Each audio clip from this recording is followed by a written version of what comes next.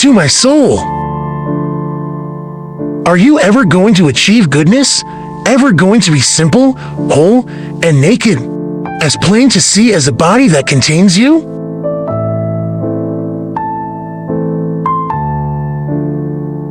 Know what an affectionate and loving disposition would feel like.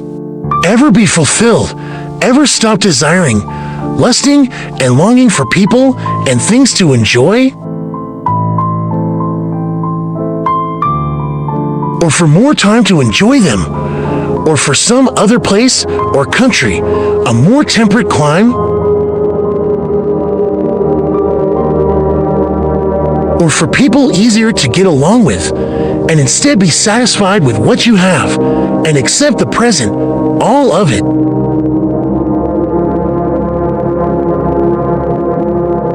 And convince yourself that everything is the gift of the gods, that things are good and always will be, whatever they decide and have in store for the preservation of that perfect entity, good and just and beautiful, creating all things, connecting and embracing them, and gathering in their separated fragments to create more like them.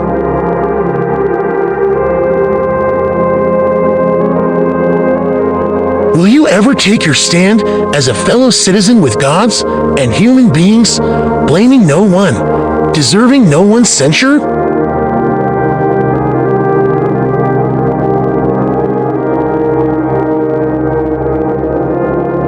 Focus on what nature demands, as if you were governed by that alone.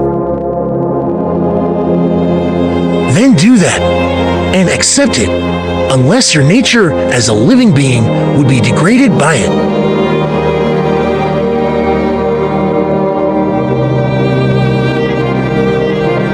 Then focus on what that nature demands, and accept that too, unless your nature as a rational being would be degraded by it. And, of course, rational also implies civic. Follow these guidelines and don't waste time on anything else. Everything that happens is either endurable or not. If it's endurable, then endure it. Stop complaining. If it's unendurable, then stop complaining. Your destruction will mean its end as well. Just remember, you can endure anything your mind can make endurable by treating it as in your interest to do so, in your interest or in your nature. If they've made a mistake, correct them gently and show them where they went wrong. If you can't do that, then the blame lies with you or no one. Whatever happens to you has been waiting to happen since the beginning of time.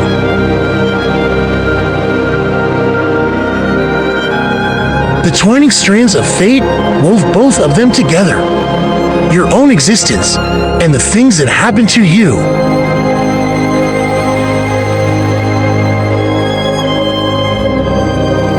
Whether it's atoms or nature, the first thing to be said is this: I am a part of a world controlled by nature.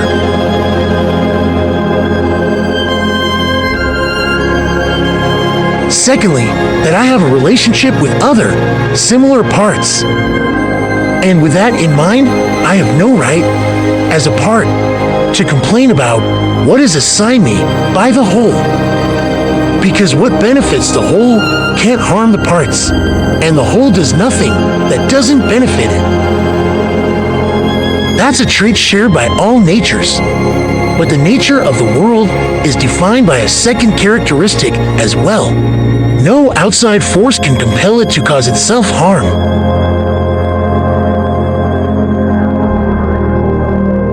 So by keeping in mind the whole I form a part of, I'll accept whatever happens.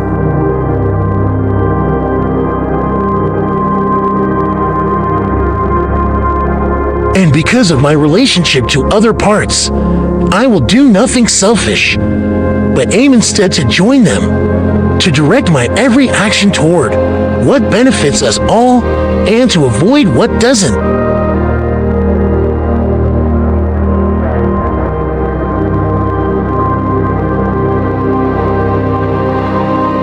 If I do all that, then my life should go smoothly.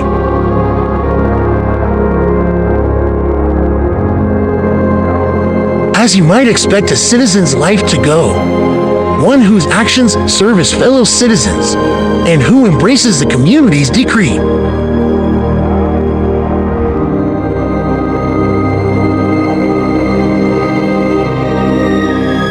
The whole is compounded by nature of individual parts, whose destruction is inevitable, destruction here meaning transformation.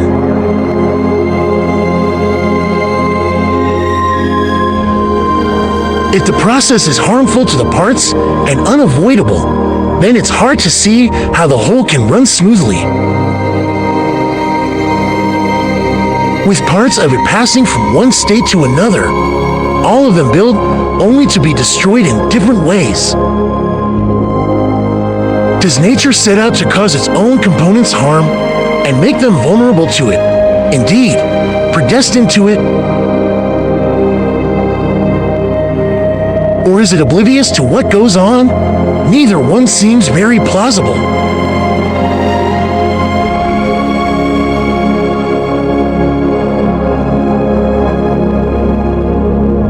But suppose we throw out nature and explain these things through inherent properties.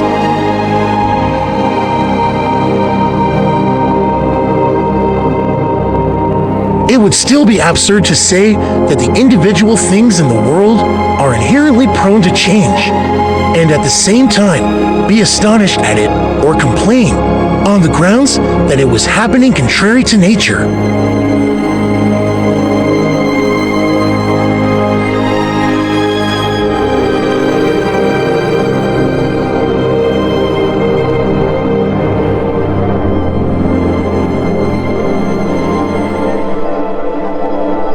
And least of all when things return to the state from which they came.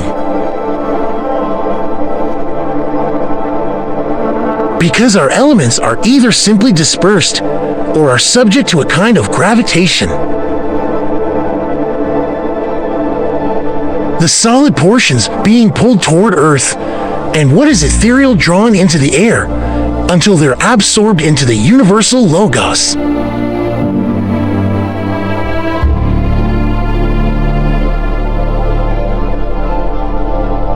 Which is subject to periodic conflagrations or renewed through continual change.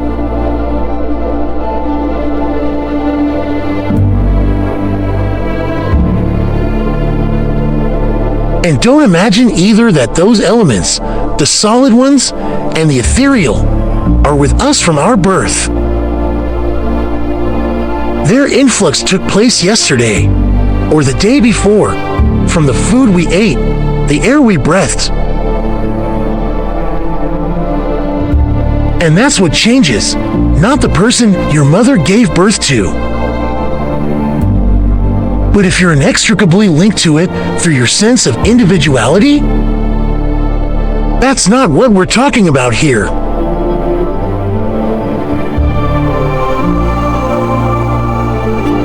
Epithets for yourself: upright, modest, straightforward, sane, cooperative, disinterested. Try not to exchange them for others.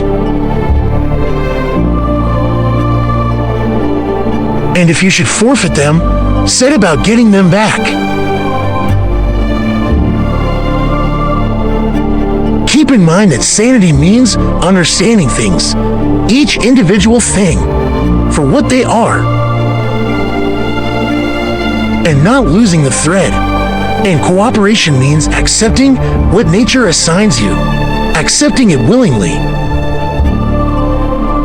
And disinterest means that the intelligence should rise above the movements of the flesh, the rough and the smooth alike, should rise above fame, above death, and everything like them. If you maintain your claim to these epithets, without caring if others apply them to you or not, you'll become a new person, living a new life.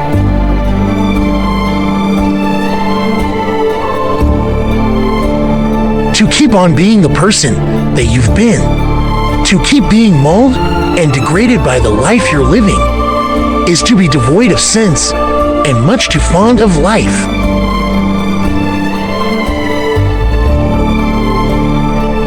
Like those animal fighters at the games, torn half to pieces, covered in blood and gore, and still pleading to be held over till tomorrow, to be bitten and clawed again. Set sail, then, with this handful of epithets to guide you, and steer a steady course if you can.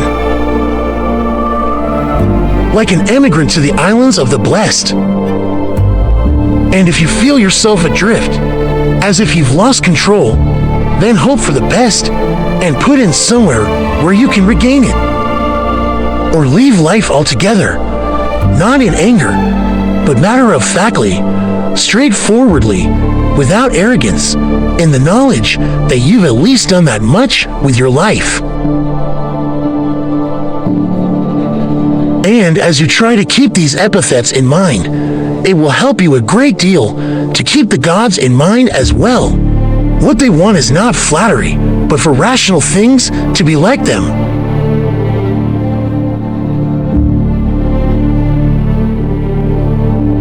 For figs to do what figs were meant to do, and dogs, and bees, and people, operatics, combat, and confusion, sloth, and servility.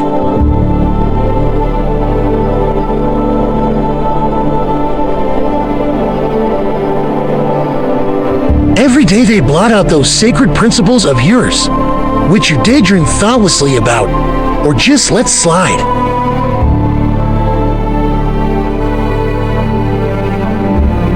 Your actions and perceptions need to aim at accomplishing practical ends at the exercise of thought, at maintaining a confidence founded on understanding, an unobtrusive confidence hidden in plain sight.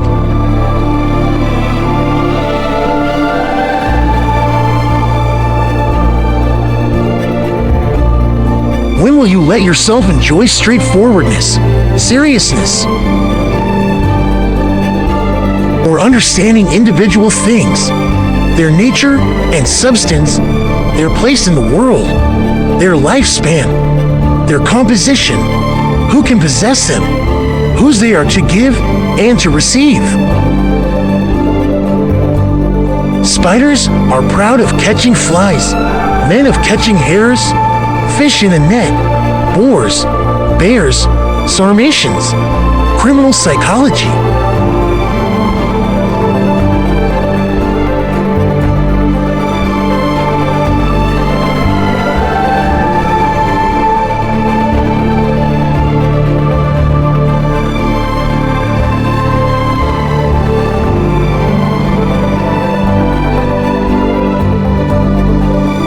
Apply it constantly.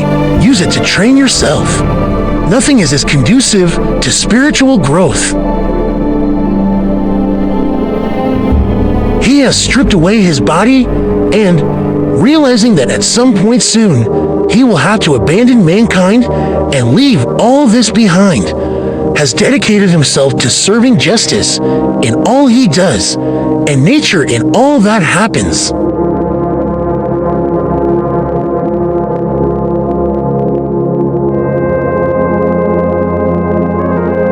What people say or think about him, or how they treat him, isn't something he worries about. Only these two questions: is what he's doing now the right thing to be doing?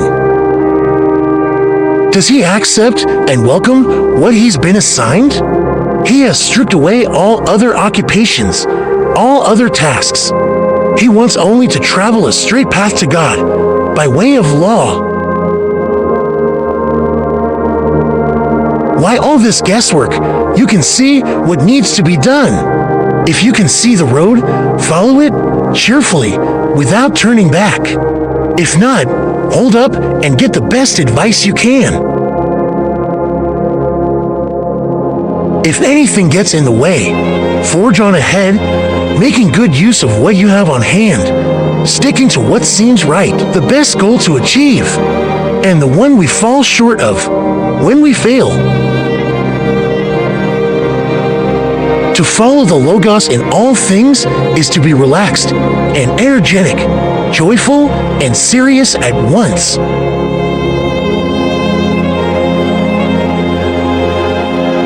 When you wake up, ask yourself, does it make any difference to you if other people blame you for doing what's right? It makes no difference. Have you forgotten what the people who are so vociferous in praise or blame of others are like as they sleep and eat? What creates when it chooses loyalty, humility, truth, order, well-being? Nature gives and nature takes away. Anyone with sense and humility will tell her, give and take as you please. Not out of defiance, but out of obedience and goodwill.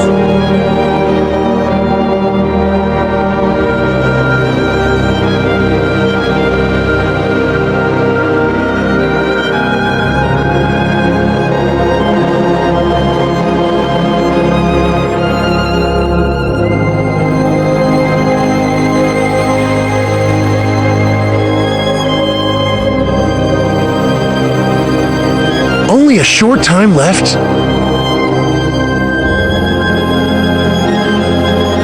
Live as if you were alone, out in the wilderness. No difference between here and there. The city that you live in is the world.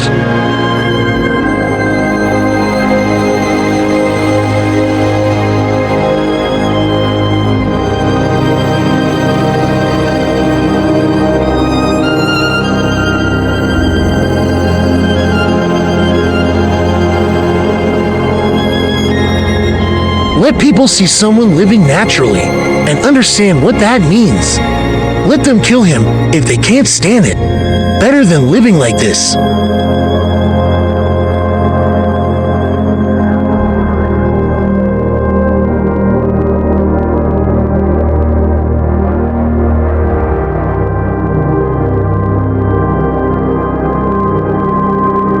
To stop talking about what the good man is like and just be one. Continual awareness of all time and space, of the size and lifespan of the things around us. A grape seed in infinite space. A half twist of a corkscrew against eternity.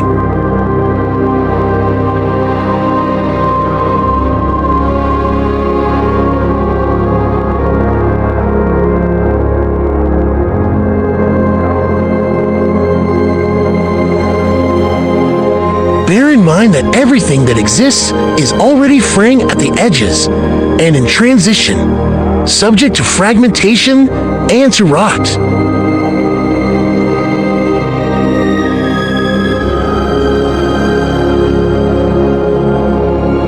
Or that everything was born to die. How they act when they eat and sleep and mate and defecate and all the rest. Then when they order and exalt, or rage and thunder from on high.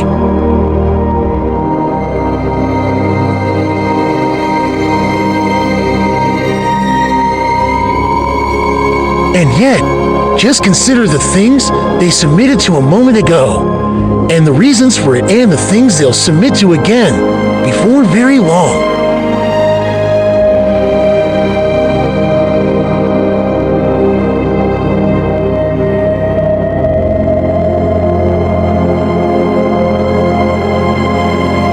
Each of us needs what nature gives us, when nature gives it.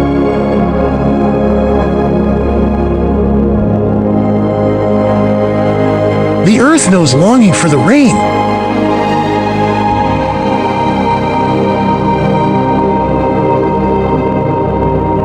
And the world longs to create what will come to be. I tell it I share your longing.